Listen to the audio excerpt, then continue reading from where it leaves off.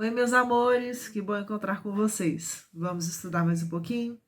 Estamos no terceiro capítulo da segunda parte de O Livro dos Espíritos. A segunda parte tem como título Do Mundo Espírita ou Mundo dos Espíritos, e o terceiro capítulo fala da volta do espírito, extinta a vida corpórea à vida espiritual. Estamos na seção do texto que fala da separação da alma e do corpo. E vamos começar hoje com a questão 156. Allan Kardec coloca da seguinte forma a sua indagação: a separação definitiva da alma e do corpo pode ocorrer antes da cessação completa da vida orgânica?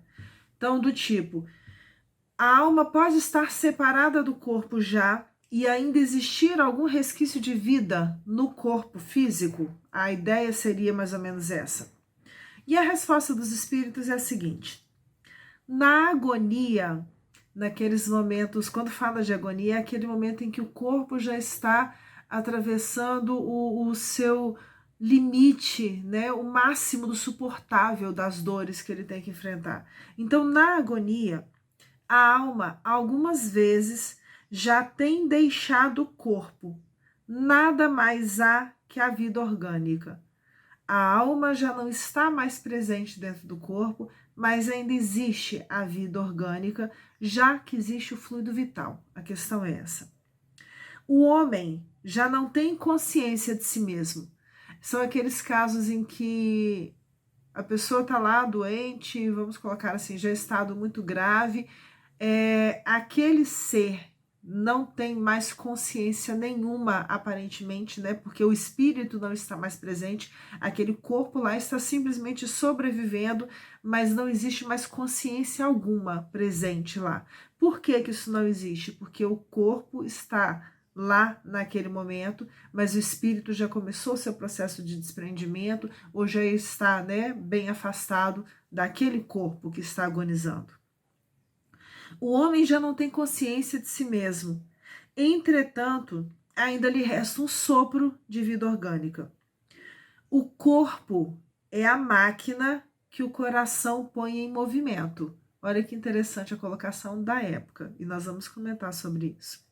O corpo é a máquina que o coração põe em movimento.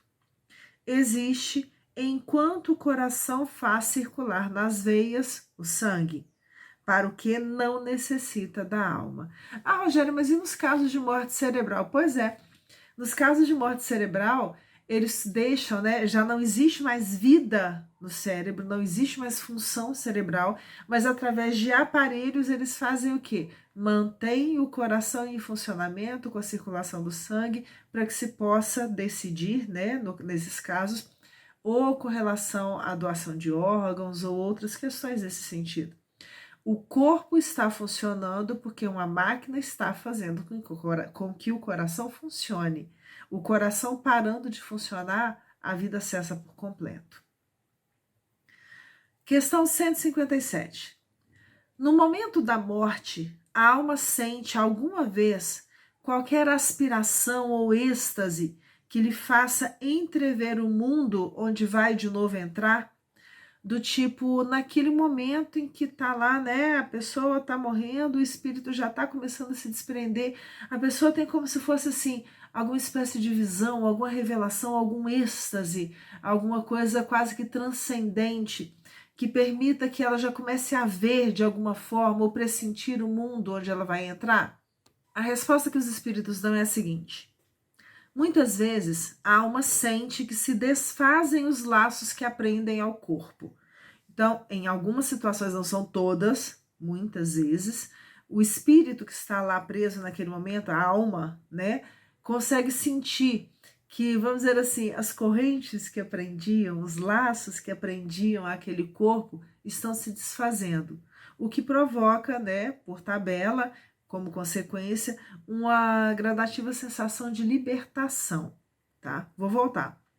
Muitas vezes, a alma sente que se desfazem os laços que aprendem ao corpo. Emprega, então, todos os esforços para desfazê-los inteiramente. E aí, a gente já tem um ponto que é interessante.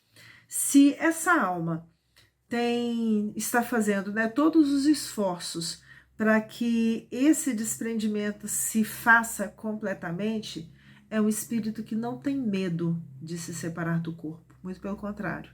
Ele sabe que está voltando para sua casa, ele sabe que está voltando para sua verdadeira vida, e aí fica aquela vontade de sair depressa. Igual a criança que está com a consciência tranquila, que acabou a aula e que está doido para voltar para casa logo, e aí ele não vê chegar aquela hora para poder sair correndo e voltar para as suas atividades, para as suas pessoas, para os seus amores. A ideia é muito semelhante. Por que estamos reforçando isso? Normalmente, quem consegue pressentir, né, ou sentir essa libertação gradativa da alma com relação ao corpo, são espíritos que já estão, de certa forma, desmaterializados. O que a gente está querendo dizer? Desmaterializados no sentido de não tão presos à realidade da matéria. Eles viveram aqui na matéria, mas eles não se deixaram aprisionar pela matéria. São só detalhes para a gente entender e prestar atenção. Porque aí pode virar assim, eu estou me desprendendo, eu sei que eu estou me desprendendo, mas eu quero continuar vivo. É diferente, o que eles estão colocando aqui é diferente. Existe essa sensação de liberdade. Normalmente, quando essa sensação vem, o espírito faz todos os esforços, né, emprega todas as suas energias para que esses laços sejam desfeitos inteiramente, e aí continua. Já em parte desprendida da matéria, vê o futuro desdobrar-se diante de si e goza por antecipação do estado de espírito. Então, essa alma, dentro desse quadro, que já começa a perceber o desligamento, que faz os esforços para que esse desligamento seja feito mais rápido, consegue já semi-liberta, perceber, né, coisas dessa vida espiritual, e aí, de certa forma, ela vê o futuro se desenhar diante dela. Questão 158. O exemplo da lagarta, que primeiro anda de rastos pela terra, no sentido de rastejar, depois se encerra na sua crisálida, em estado de morte aparente, como se fosse a ideia aqui da crisálida, ele está se referindo exatamente ao casulo, né? Para enfim renascer com uma existência brilhante, pode dar-nos ideia da vida terrestre, do túmulo e finalmente da nossa nova existência? Vamos lembrar bem aqui. A ideia da vida terrestre enquanto sendo a lagarta que está rastejando pela terra, associando a essa imagem de que na vida terrestre a gente se encontra aprisionado, né, ao corpo, aprisionado à matéria. A crisálida com a ideia do túmulo, que seria aquele momento de preparação, aquele momento de morte aparente, e depois a libertação, a nova vida, né, da borboleta, vamos dizer assim, comparada a essa nossa nova existência. Essa comparação ela pode ser feita dessa forma? Os espíritos respondem, é uma ideia acanhada, do tipo assim, é simples, é uma comparação bem simples, né? A imagem é boa, todavia cumpre não seja tomada ao pé da letra, como frequentemente vos sucede. É uma possibilidade de interpretação e de leitura. Mas olha, toma cuidado porque vocês têm a mania de levar tudo ao pé da letra. Tudo do tipo assim, tem que ser exatamente daquele jeito. Não é exatamente assim.